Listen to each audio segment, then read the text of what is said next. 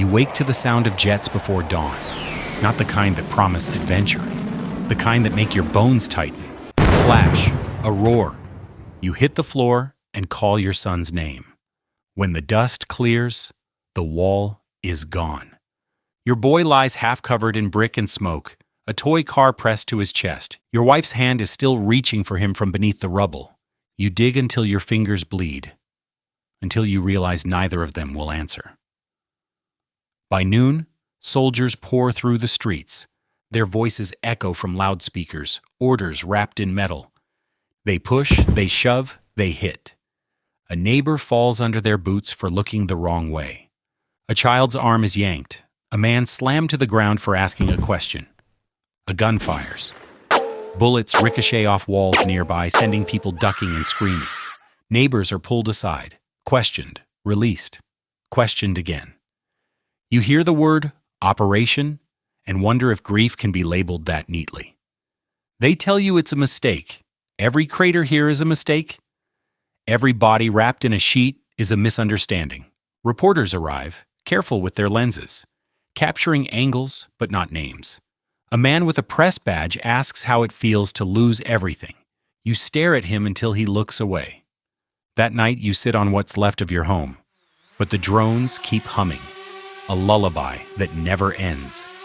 You start filming not for views, just proof. Proof that your street existed, that your wife's laughter once filled it, that your son's toy car wasn't a weapon. You film, even though you hate the sound of your own shaking breath, because silence feels like surrender. You post the clip. For one day the world sees you. By the next, the feed scrolls on. Weeks pass. Checkpoints rise where gardens once were. You carry papers that decide whether you walk or wait. Sometimes you think about leaving, then you remember your family buried beneath this ground. And you stay because leaving feels like erasing them. You work when you can, cleaning, fixing, surviving. At night you share bread with neighbors who have less. You teach their children to duck when the sirens wail, to keep a small bag ready, just in case. One evening, a convoy rolls past, lights slicing through the dark. You watch from the shadows, silent, small. You see them hit a man for carrying a bucket of water. You see them drag another across the street for no reason at all.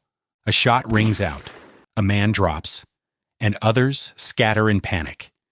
In their reflection, you glimpse the man you used to be, a father with plans, not a statistic with memories.